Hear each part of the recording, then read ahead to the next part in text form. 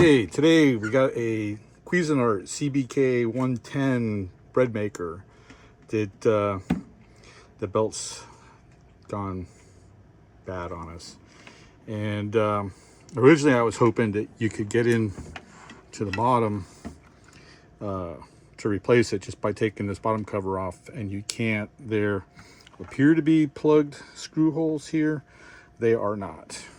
You have to go in through the top, and I have previously started to take this apart, and then I thought, well, since there's no videos on YouTube about it, I should try to make something. So the first thing you want to do is take your bread pan out. The next thing is you want to take the lid off, and there's a Phillips head screw here in the back on one side.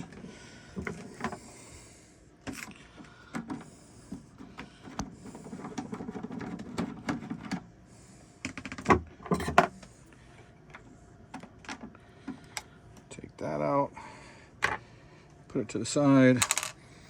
When you lift the lid off, there's still a plastic tab on this side. Be careful not to shear it off, but you have to kind of like tilt the lid to the side a little bit, and then you can get it off. You can see the plastic tab here, and there's still a nut in here that you want to go ahead and take and just stick that on there so you don't lose it. Put the lid off to the side. The next thing is you're going to find 4 plugs on the top. There's 4 in the corners. I've already taken these out. They're little plugs like this. I found just using a little knife was easy enough to pry those out gently, because we're going to want to reuse them.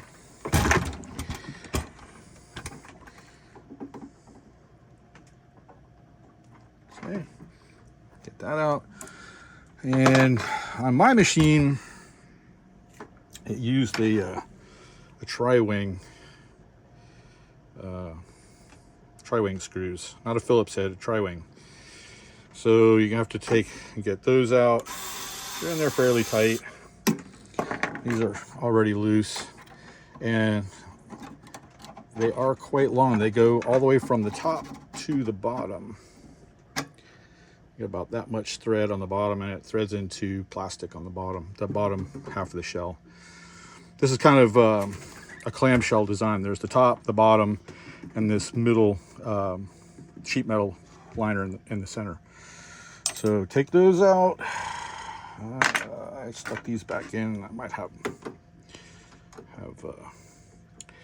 myself a disservice here. Yeah. Oh boy.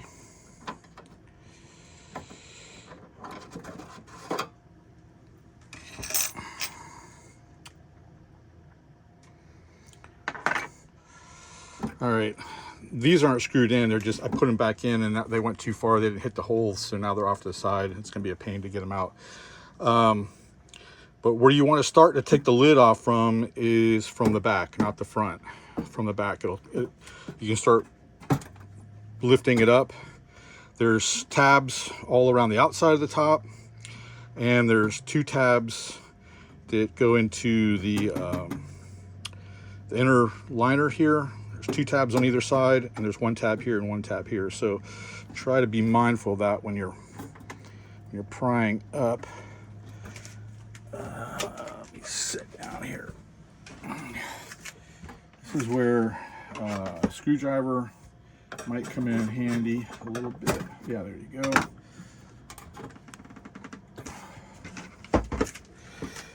Either screwdriver or my other little knife.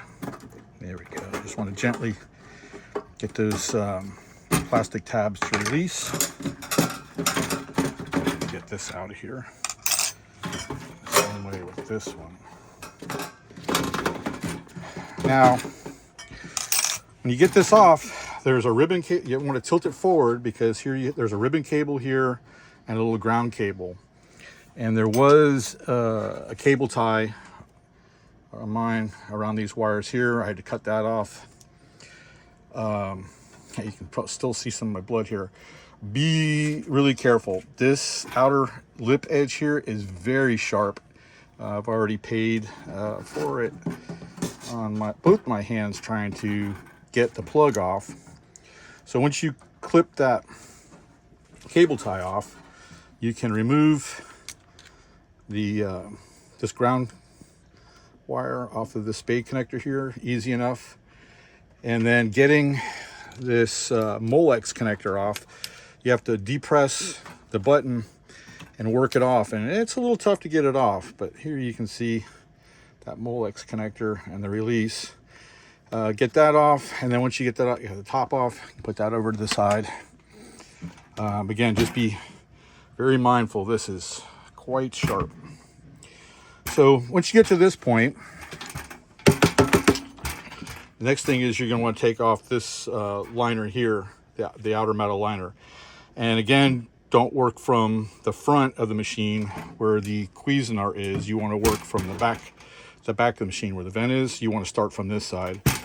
And this is where it's helpful to have a really long screwdriver to put down in the inside here.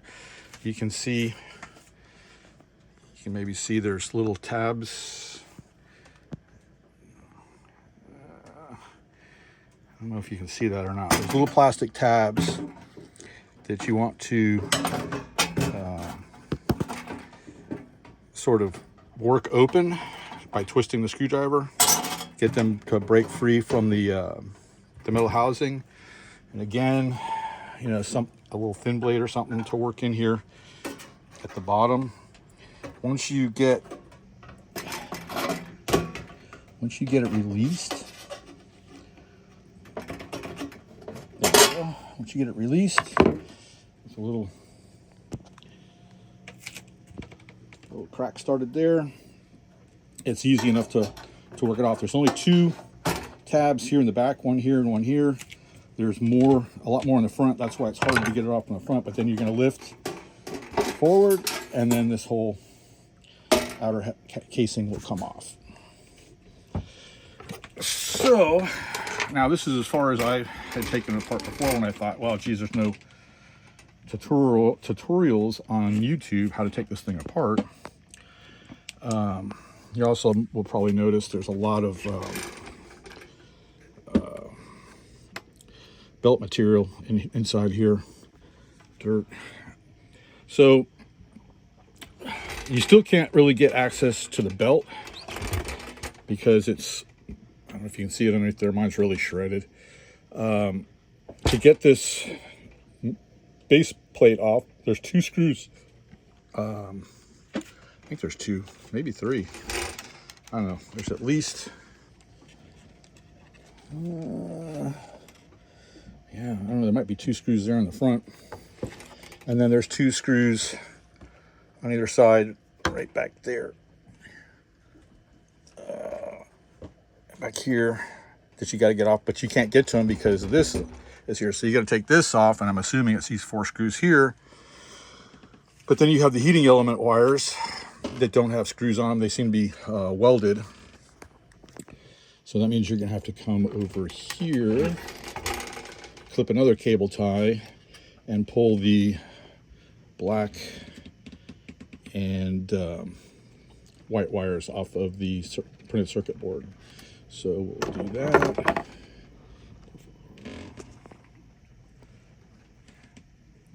Oh man, uh-oh. Oops, sorry. I just realized I had the camera turned the wrong way. Maybe I can fix that later. But what I was saying is, okay.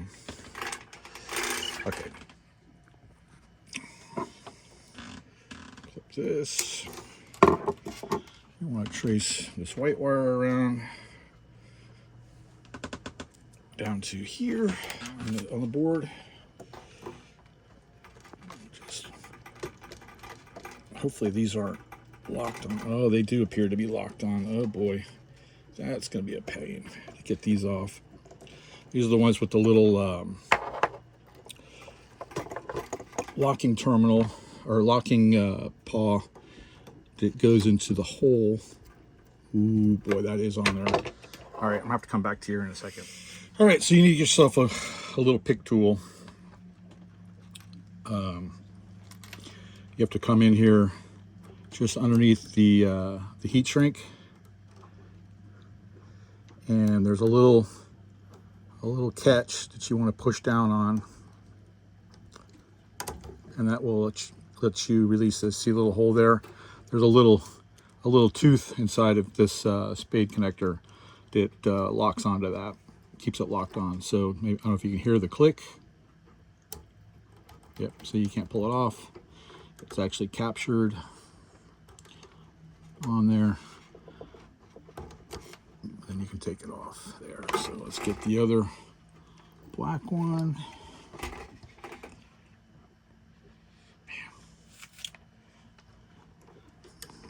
This would have been better if I had taken this apart, but I had started a loaf of bread when this happened, and I decided to let it go ahead and go, and it really disintegrated the belt. So unfortunately, I'm gonna pay for that.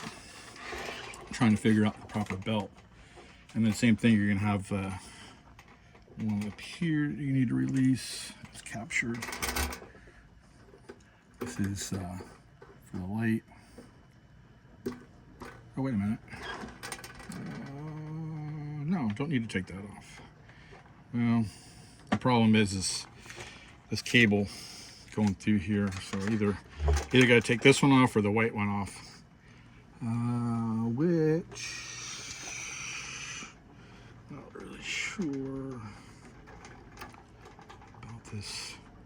Well, this white one's gonna have to come off too, because this whole deal's coming off. Or the heating chamber has to come off. So this white one does need to come off as well.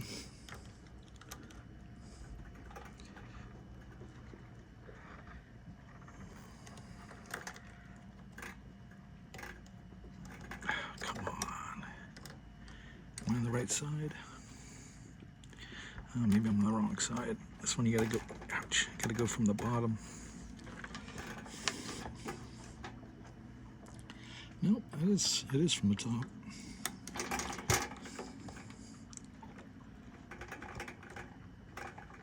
I'm trying to find that hole.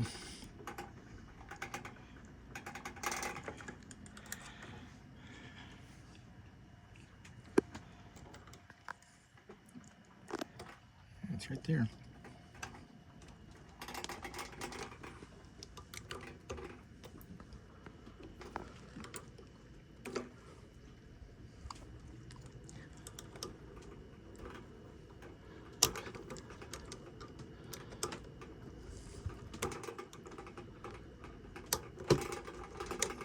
There we go. Just gotta remember that it's white, and where was the other one at? Oh yeah, white, black. All right, we'll take.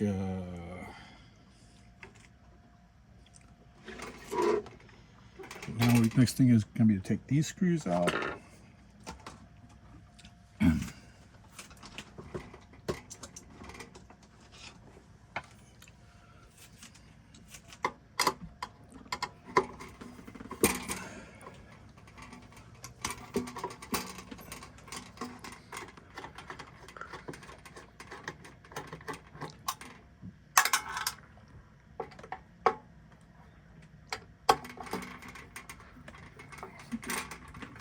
The right ones.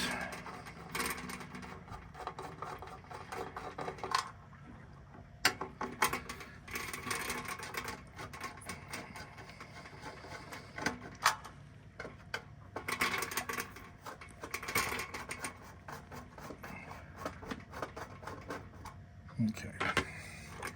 So now this. Oh, there's something else we gotta take off here.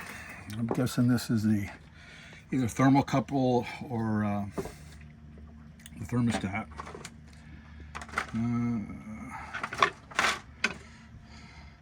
It's got a little bit of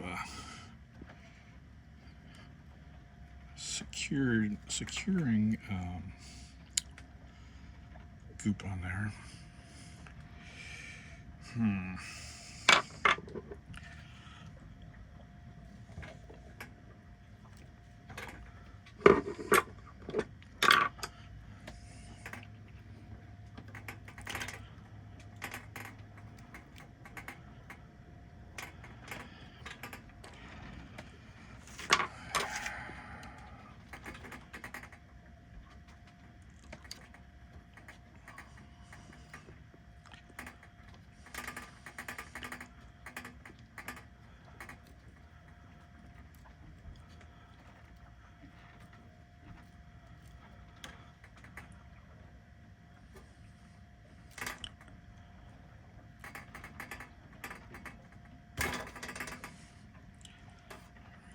No, still not quite. Gotta get more of that off. Thing from coming loose, so you gotta work it off. And I'm getting quite a bit of torque on the printed circuit board as well, which I don't really like.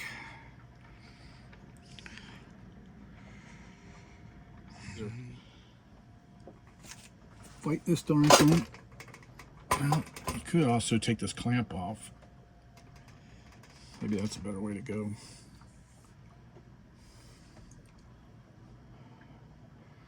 Yeah, I think so. Okay. What you're gonna need.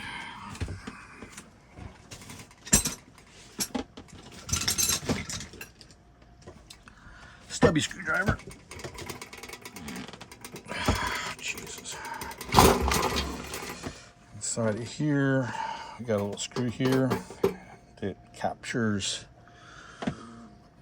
these two items here. It's probably going to be better to go ahead and remove this.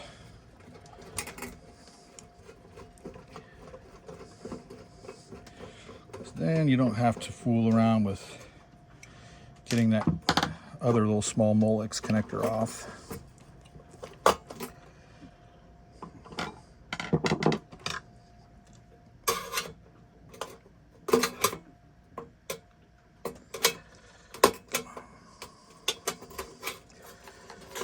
Go.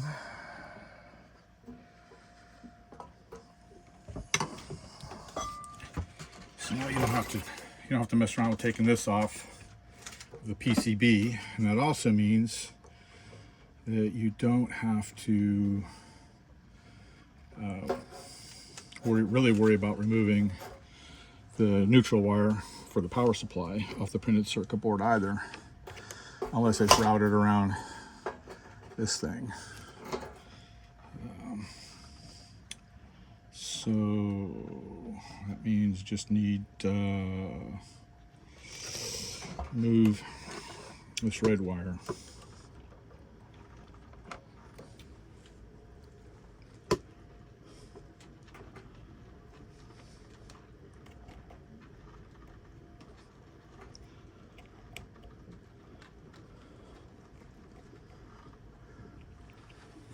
I feel like I'm fighting everything here.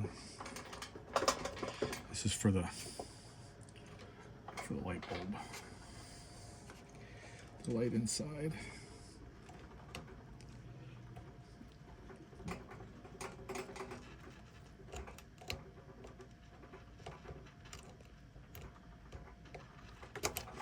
we go. All right. So that's off. That's off.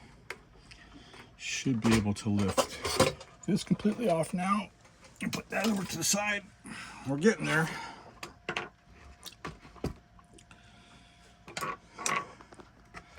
So now we're going to have to remove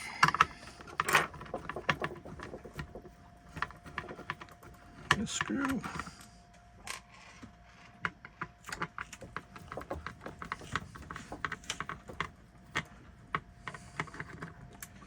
That screw. Presumably this one.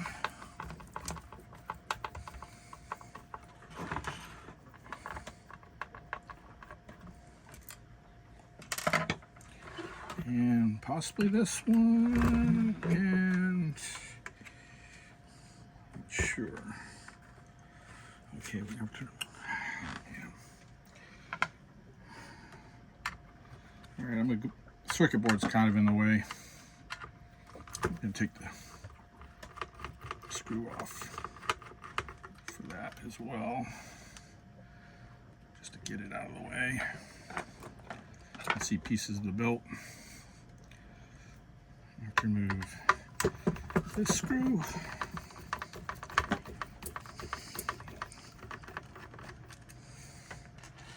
And possibly that one. Yep.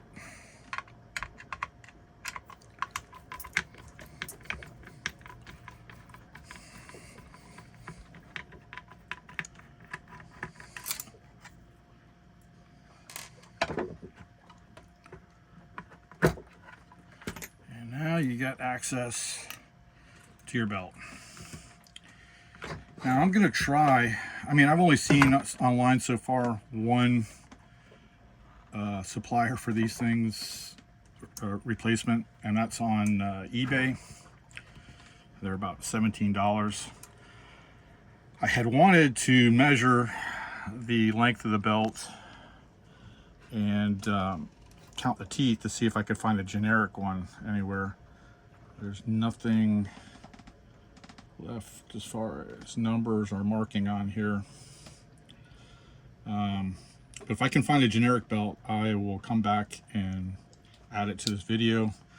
But for now, if you had a new belt, this is where you would want to replace it. And definitely want to make sure that your pulleys are clean. This one's got a lot of crap in it. It's also got nylon from the nylon core from the belt wrapped around it. Got to get that off. But if I had another replacement belt right now, I could go ahead and start putting this thing back together, but I don't. So I don't know when I'll get around to making this video or finishing it, but that's what you need. And you can see in here, you also want to clean all that out, all the fluff and remnants from the old belt. It's okay. If and when I find something, now there's another part of the belt there, I'll let you know. There's got to be a generic belt size, but I couldn't find anywhere on the internet where somebody had actually taken the time to figure out the pitch, thread pitch, or the tooth pitch for the belt, the width, and more importantly the diameter, and the number of teeth. I'll see if I can figure that out, but it's gonna be tough. All right, this is my belt. It came out. It's missing quite a good section of teeth out of it. I was able to get a number off of it, and on my particular model, which is the 110, this is the what's written on the belt, this TANKE S3M480, and it has San Man Kai Tai E009. Now, nearest I can tell looking up online, that is a 480 millimeter belt. It has 160 teeth, 3 millimeter pitch, and the width is 9 millimeter. Presumably that's what the 9 is, and the 480 is the length, and the 3M would be the pitch. I found that belt on 3vbelt.com, which is unfortunate, I guess, is in China. They're only $1.60 a piece. Shipping is like $12. I was thinking about ordering 3 of them. The only discrepancy I found with measuring mine, well, mine's kind of chewed up, but you can see the width here is about